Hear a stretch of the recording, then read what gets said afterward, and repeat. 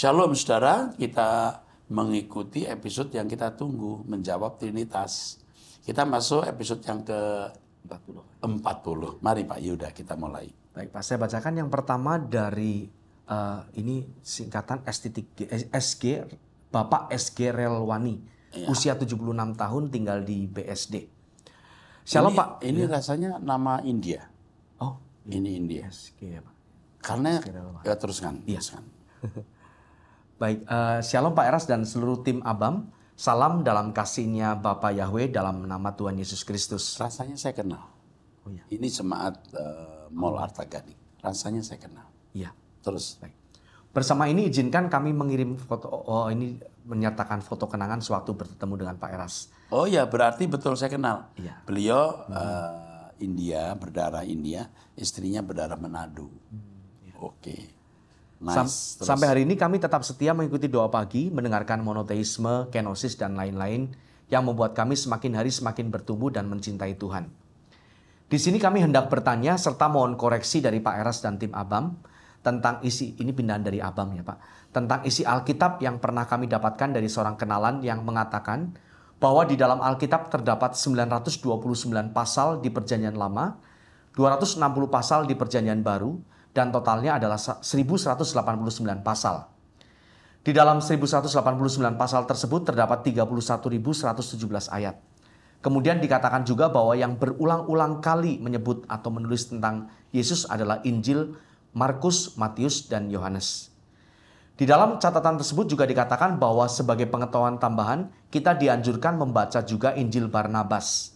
Apakah hal tersebut perlu atau tidak? Ini pertanyaan yang bagus juga untuk yang lain. Yang dikanonkan 66 kitab dari Kejadian sampai Wahyu itu cukup. Ya. Jangan ditambah lagi dengan Injil lain, ada Injil Barnabas, Injil Thomas. Itu tidak perlu. Bahkan mestinya tidak boleh. Ya. Oke, terus. Ya mohon koreksinya Pak, kami juga mendoakan Pak Eras tetap sehat dalam melayani Tuhan dan memenangkan lebih banyak jiwa-jiwa yang perlu diselamatkan. Kami juga mohon maaf apabila ada hal-hal yang tidak berkenan di sini. Tuhan Yesus memberkati Pak Eras. Terima kasih Bapak. Bapak ini dari pertanyaannya saja Bapak tulus mau tahu, bukan mau menguji, mau ngajak debat. Dan saya mengenal Bapak, jadi sekarang saya ingat. Bukan saya, tadi saya mengatakan rasanya saya kenal, karena saya takut salah, tapi sekarang saya ingat saya kenal. Ya, terima kasih kepada Bapak Ibu yang baru-baru ini mengirimkan sesuatu di rumah saya. Jadi saya ingat saya. Ya. Ya. Tuhan memberkati ya, cukup apa yang Bapak Ibu lakukan cukup, dan kami juga sudah cukup, sudah cukupi, Tuhan sudah cukupi lebih dari cukup. Oke, Tuhan berkati. Selanjutnya dari Pak Amin Pandean, pria usia 61 tahun, menikah punya 2 anak, tinggal di Bandar Lampung. Pak Erastus yang terkasih, saya mau bertanya, berdasarkan ayat-ayat di bawah ini, apakah yang diketahui Yesus ini sebelum dijadikan oleh Yahweh sebagai Tuhan dan Kristus, apakah bersifat omniscience pada waktu Yesus di bumi saat itu? Ya. Ini ayatnya ada Yohanes pasal 2 ayat 25, Yohanes 1 ayat 48. Dijawab satu persatu aja. Karena aja, pasti beda konteksnya. Yohanes 2 ayat 25. Dan karena tidak perlu seorang pun memberi kesaksian kepadanya tentang manusia, sebab ia tahu apa yang ada di dalam hati manusia. Kalau hati manusia di situ artinya orang, coba Yohanes pasal 2. Ya. Maksudnya saya pasti udah membaca ini. Ya. Saya tahu Yohanes 2. Coba kami baca saja Pak ya. Dipastikan. Yesus tahu apa yang ada di dalam hati mereka yang tidak bisa dipercayai. Ini Yesus menyucikan bait Allah. Coba betul nggak? Di hari raya Paskah, di atas sebelumnya, di atasnya itu rombak bait Allah ini ya, Pak ya. Yesus tahu hatinya orang-orang itu. Betul. Cari hidup, cari uang, cari keuntungan di dalam bait Allah. Ya. Sehingga Yesus tidak perlu mempercayakan dirinya kepada orang-orang model begitu. Itu maksudnya. Di ayat sebelumnya Pak, ayat 24. Tetapi Yesus sendiri tidak mempercayakan dirinya kepada Ya mereka. kan udah tahu orang-orang itu model begitu. Manusia di sini bukan dalam arti manusia secara umum, tapi orang-orang pada waktu itu di konteks itu. Iya. Oke, teruskan. Baik. Ayat yang berikutnya Yohanes 1 ayat 48. Kata Natanael kepadanya, "Bagaimana engkau mengenal aku?" Jawab Yesus kepadanya, "Sebelum Filipus memanggil engkau, aku telah melihat engkau di bawah." Jangankan Tuhan Yesus yang juga penuh dengan Roh Kudus dan kasih karunia. Petrus saja tahu kok, Ananias Sapira, kamu bener tuh jual itu hartamu. Iya Tuhan, nah bohong. Petrus tahu. Elisa tahu, Gehazi, dari mana kamu? Gehazi mengambil harta yang ditolak oleh Elisa ketika Naaman memberikan upeti, bukan upeti, persembahan. Elisa menolak. Gehazi diam-diam mengejar Naaman, lalu Tuan Elisa berubah pikiran kali ya. Tapi Elisa tahu, dari mana kamu? Waktu itu kan nggak ada itu drone, nggak ada satelit, nggak ada CCTV. Kok tahu? Ya ini hikmat, marifat. Ya nggak usah mereka, kita pun juga bisa diberi marifat, ya kan? Oke, terus. Yohanes 16 ayat 30. Sekarang kami tahu bahwa engkau mengetahui segala sesuatu dan tidak perlu orang bertanya kepadamu. Karena itu kami percaya bahwa engkau datang dari Allah. Karena datang dari Allah, tapi bukan Allah loh. Yesus itu Allah sendiri, enggak datang dari Allah. Justru ini menunjukkan Yesus bukan Allah sendiri. Datang dari Allah. Diberi marifat. Terus. Lukas 6 ayat 8. Tetapi ia mengetahui pikiran mereka, lalu berkata kepada orang yang mati tangannya itu, "Bangunlah dan berdirilah di tengah." Iya, Tuhan memberi marifat. Termasuk Matius 12:25. Yesus mengetahui pikiran mereka. Dalam pelayanan saja seorang hamba Tuhan yang melayani, si ibu ngadu tentang suaminya. Lalu si hamba Tuhan berkata, "Kamu sendiri berzina." Loh, kok tahu? Loh, iya kan? Aduh, itu mah mestinya bukan hal yang luar biasa sekali. Kita mesti punya marifat seperti itu, ya. Kesaksian-kesaksian dalam pelayanan sudah sering mengalami hal seperti itu. Ya. Oke. Itu tahu kok. Tahu.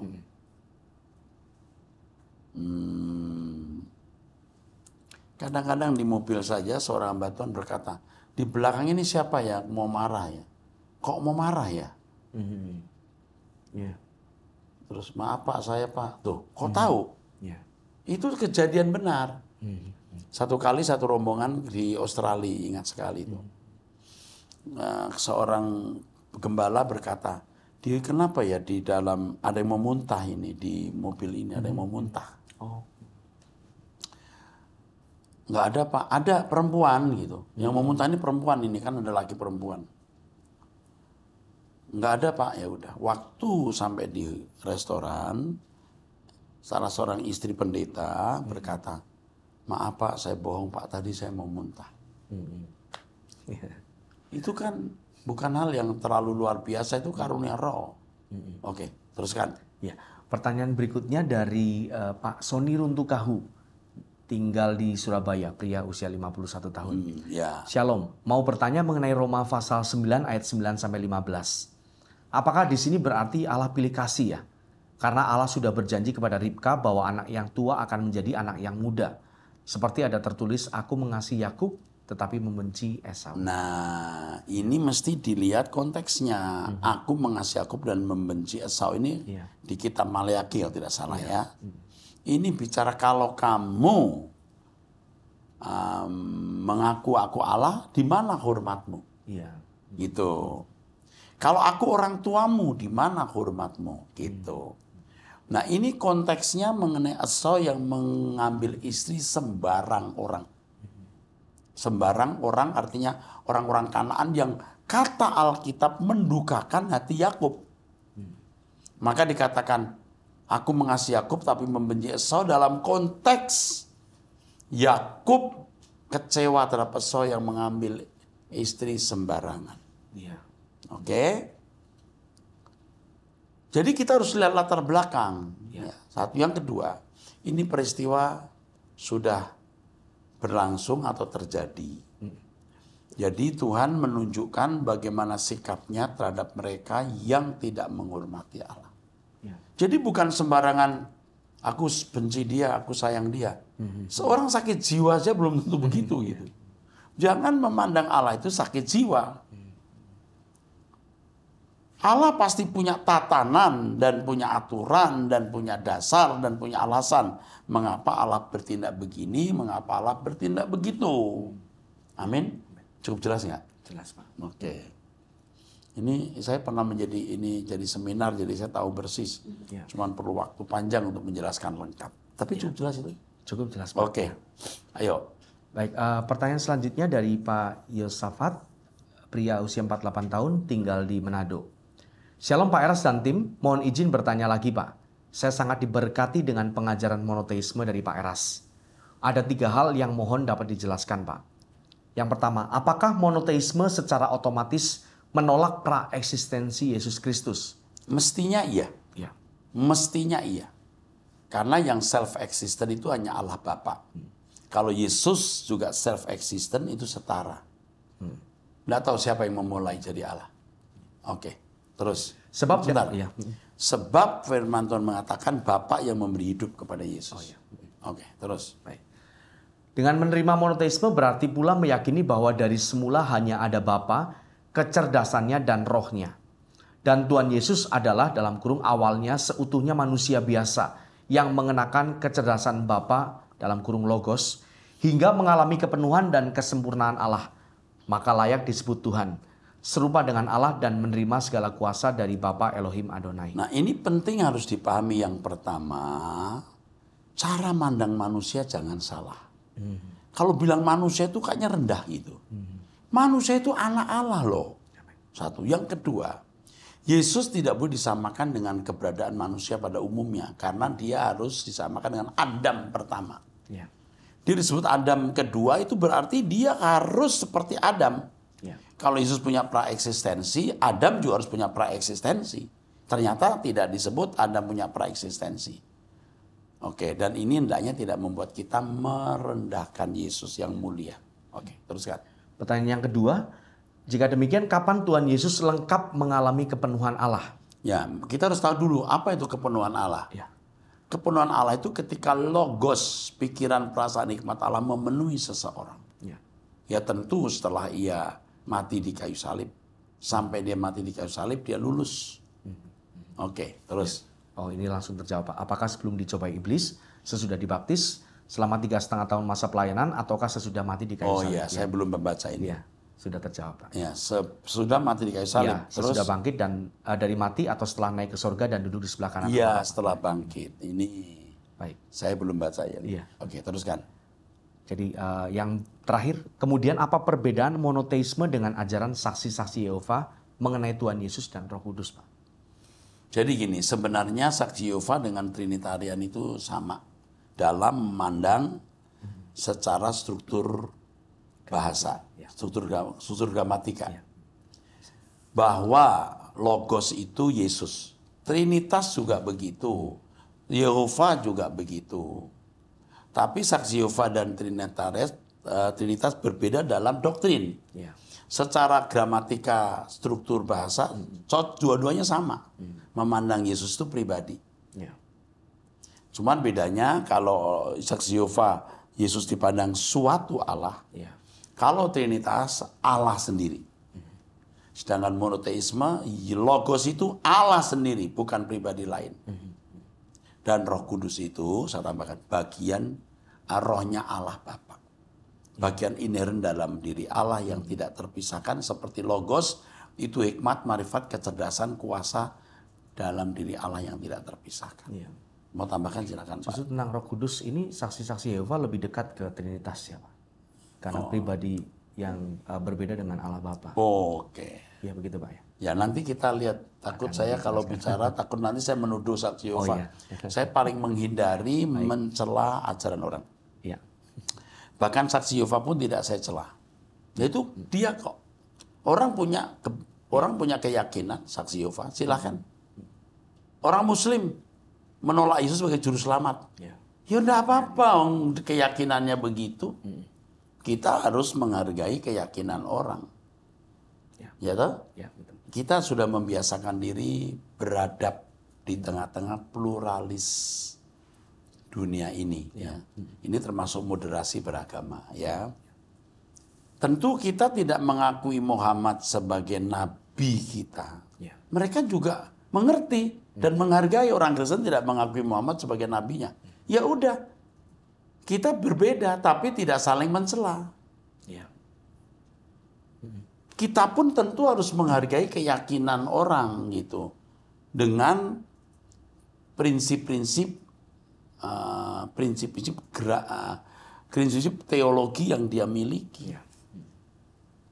Kita harus beradab, harus santun. Yang menolak Yesus sebagai juru selamat saja kita hargai. Kalau saksi Yehova menolak Yesus sebagai juru selamat, nah itu pun kita akui mungkin. Kita juga menghargai. Tapi masih menerima. Nah, orang sering bilang gini, tapi saksi Yehova beda Pak, dia ngaku Kristen. Beda dong kalau Muslim bukan Kristen, ini saksi Yehova ini Kristen. Ya. Pada dasarnya manusia harus dihargai. Ya. Dengan seluruh keberadaannya. Dan ada dannya lagi nih. Orang tuh punya hak salah. Ya. Setiap orang punya hak memilih dan salah. Hargailah. Terhadap orang Hindu, terhadap orang Buddha. Kenapa Hindu punya 3 dewa? Kita nggak pernah persoalkan, saya misalnya nggak pernah persoalkan. Wah itu politeisme, nggak perlu. Urusan beliau, urusan mereka. Ya udah.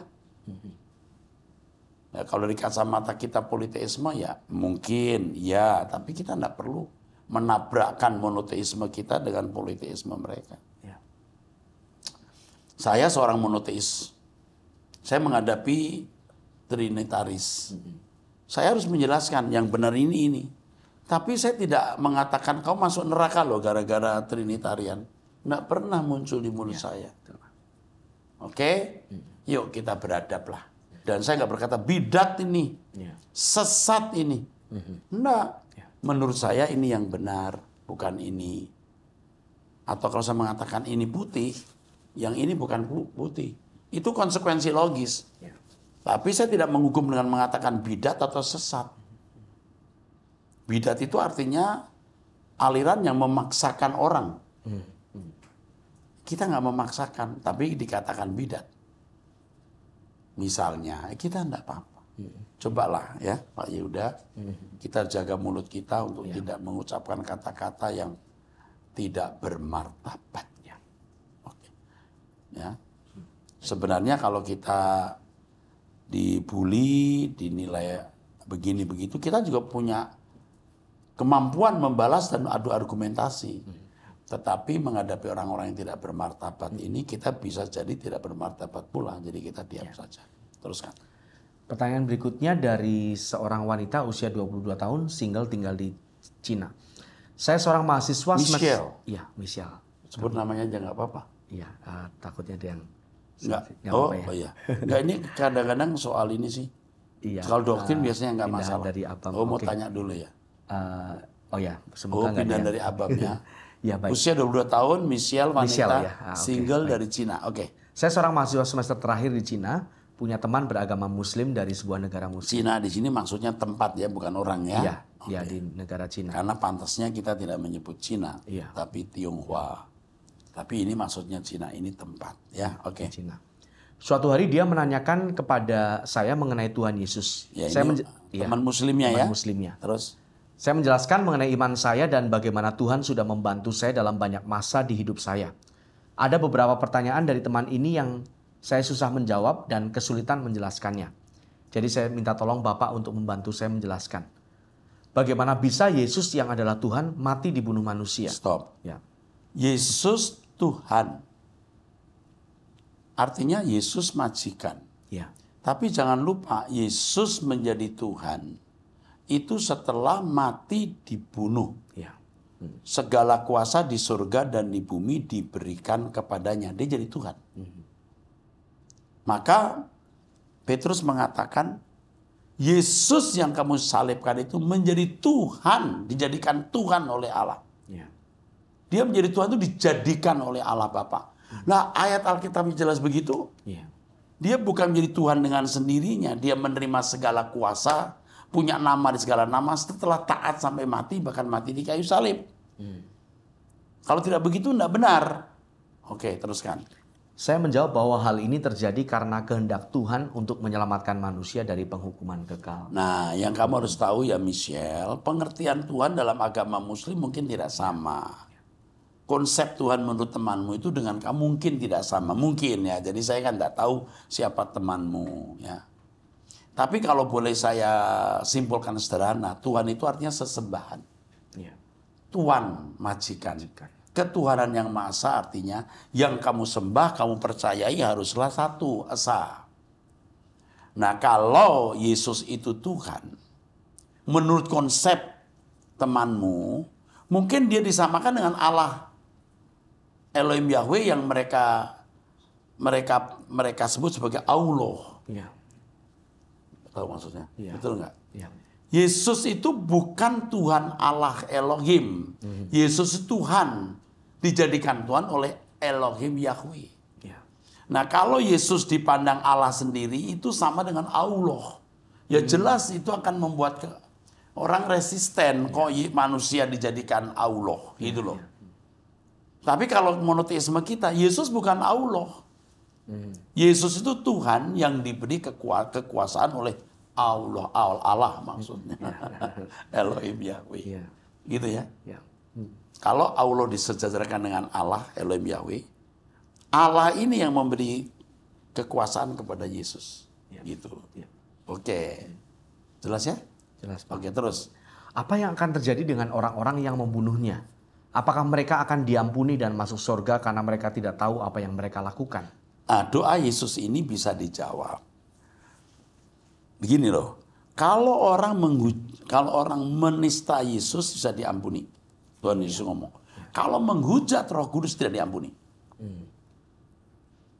Artinya Roh Kudus itu representatif dari Bapa dan Yesus atau mewakili Bapa dan Yesus yang bekerja di hati manusia. Kalau pekerjaan Roh Kudus ditolak, nggak ada roh lain yang akan memimpin. Ya. Ternyata doa Yesus ini sangat besar dijawab. Yaitu ketika Petrus berkhotbah, 3.000 orang bertobat. Ya. Nah, ini mungkin orang-orang yang dulu berkata salibkan dia termasuk. Ya. Jadi dijawab. Oke, teruskan. Kalau Yesus adalah Tuhan, bagaimana ia berdoa kepada Tuhan? Nah, Yesus Tuhan tapi bukan Allah Bapa, maka dia berdoa kepada Allah Bapa gitu. Ya, Jelas, Pak. jelas ya. Makanya Trinitarian yang mengatakan Yesus itu adalah Yahweh sendiri membingungkan. Doa kepada siapa dia? Ya. Oke, terus. Kalau Yesus memilih untuk menunjukkan dirinya kepada orang-orang yang dipilih, kenapa kok dia tidak mendapat kesempatan ini? Mungkin maksudnya yang membunuh itu, Pak ya. Terima kasih Tuhan berkati. Oh iya, maksudnya begini, ada orang yang dipilih. Ya. Ada orang yang tidak dipilih. Tapi orang yang tidak dipilih ini masih akan dihakimi menurut perbuatan. Ya. Nyatanya mereka yang tidak dipilih maksudnya tidak jadi murid-murid ya. Ya. Bisa bertobat kok. Oke? Mantap, teruskan. Ya. Kalau mau ditambahkan, Pak? Sudah cukup. Luar biasa. Kalau ada hal yang menarik, Pak, ya udah ulangi lagi. Oke, Ya. teruskan. Baik, berikutnya ini bukan pertanyaan tapi lebih ke usulan, Pak. Ya, Dari mana? seorang pria usia 29 tahun, nomornya 081805 sekian-sekian. Ya. Shalom Pak Eras dan tim Truth ID. Mohon izin menyampaikan sebuah usulan untuk Pak Eras dan tim Truth ID. Berhubung PDF dari buku Kenosis dan Monoteisme sudah diupload di website rehobot.org, apakah bisa PDF dari buku Logos juga diupload di website tersebut? Supaya bisa dibaca oleh kami pendengar seri pengajaran Logos, Kenosis, Monoteisme. Terima kasih atas perhatiannya. Semoga Pak Eras selalu dalam perlindungan dan penyertaan Elohim Yahweh. Pasti. Ya. Pasti ya, Pak ya. Ya. Pasti ya. Kami bukan mau jual buku dapat untung, tapi kita membagi kebenaran. Ya. Hah? Kalau saya jual, saya punya potensi untuk punya duit itu ya. Kalau dicari-cari orang, tetapi kita bukan begitu ya. Bukan mau sombong enggak. Supaya Anda tahu kami mengasihi Anda, kami ingin Anda diberkati lewat buku kami. Ini tolong diperhatikan. Namanya dicatat. Ya. Khusus untuk ibu ini ya. Ibu atau bapak ya? Pria. Pria. Tapi Kita namanya kasih nggak PDF. disebut. Berapa usianya? 29, Pak. Wow. Oke, ini yang begini-begini jadi jagoan semua ini. Terus dari Berikutnya dari Pak Jans. Ini masih muda Pak, 23 tahun. Oke, Iya, Jans ya. Jans Oke. Singarimbun. Dari Mahasiswa Medan, ya. mahasiswa. Oke, terus. Shalom Bapak Pendeta Erasus, saya pria umur 23 tahun, mahasiswa di kota Medan. Saya belum pernah bertemu Bapak secara tatap muka, walaupun ada kerinduan besar bisa bertemu Bapak secara langsung. Saya menjadikan Bapak sebagai Bapak rohani saya, karena saya dituntun semakin rohani. Pak Eras membimbing saya melalui khotbah-khotbah Pak Eras. Terus. Berkaitan tentang seminar Logos Pak, dan 2 hari yang lalu sudah tayang sesi menjawab pertanyaan seputar Trinitas Biblika, menjawab Trinitas. Saya juga sangat diberkati Pak. Saya juga belajar Alkitab mengenai Logos dan saya setuju dengan ajaran Pak Eras bahwa Yahweh lah sumber dari segalanya melalui Yesus. Yes. Dalam Yohanes 1 ayat 3a, panta di auto egeneto, diterjemahkan oleh Lembaga Alkitab Indonesia, segala sesuatu dijadikan oleh Dia. Saya mempelajari dari bahasa Yunani Pak. Sebenarnya terjemahan kita kurang tepat. Seharusnya bukan kata oleh, tetapi kata melalui. Atau segala sesuatu dijadikan melalui Dia. Sebab makna kata oleh dan melalui itu berbeda sebagai pelaku. Banyak hal yang saya pelajari langsung dari teks asli bahasa Yunani dan saya setuju dengan pengajaran Pak Eras. Yohanes 1 ayat 3a, kata preposisi dia bersifat genetif harusnya diterjemahkan melalui, bukannya oleh. Oke. Sehingga banyak orang salah menafsir Pak. Padahal yang benar adalah segala sesuatu dijadikan melalui Dia, melalui Yesus. Oleh Bapa Yahweh. Kita bukan merendahkan Yesus. Saya setuju dengan Bapak. Justru dengan menyatakan kebenaran kita sedang menyenangkan Tuhan Yesus. Wow. Tuhan Yesus juga tidak gila hormat. Wow. Terima kasih Pak Eras. Maaf saya tulis agak panjang Pak. Jika Tuhan Yesus mengendaki, kiranya sekali saja saya bisa dipertemukan dengan Pak Eras. Amin. Ya. Pertanyaan, iya. Nanti kamu ketemu saya, ya. Kalau kamu ke Medan, kamu ketemu saya. Nanti staf saya akan telepon kamu, ya. Tolong ingetin orang ini, pemuda ini. Terus. Pertanyaan saya Pak, bagaimana saya bisa mengikuti jejak keberhasilan Om Eras dalam pelayanan dan sikap mengasihi Tuhan? Apa yang harus saya lakukan Pak? Kasih tips ya. Semoga saya punya jalan ketemu Pak Eras sekali saja. Ini mengharukan. Ya, mengharukan. Ya kamu tulis ini benar nak. Saya juga sudah mempelajarinya. Ya. Segala sesuatu dijadikan melalui, oleh Logos itu maksudnya. Allah sendiri yang melakukan. Bukan ada oknum lain atau agen lain yang menjadikan langit dan bumi. Pada dasarnya Logos itu metonim Allah. Dan Allah yang menciptakan. Maka segala sesuatu dijadikan oleh Dia. Tanpa Dia tidak ada sesuatu yang jadi. Kalau Logos itu bukan Allah. Itu tabrakan dengan ayat 1. Ya. Segala sesuatu. Pada mulanya firman bersama-sama dengan Allah. Dan firman adalah Allah. Ya. Segala sesuatu dijadikan oleh Dia. Tanpa Dia tidak ada sesuatu yang jadi. Kalau Logos sendiri mengerjakan, Allahnya di mana? Ya. Ya itu. Betul nggak? Betul Pak. Memang Logos itu adalah Elohim sendiri atau Allah sendiri. Oke, saya kira cukup. Senang sekali kita menjawab Trinitas yang ke-40. Kita akan melanjutkan menjawab Trinitas di episode 41 nanti. Sampai jumpa. We love you. Amin.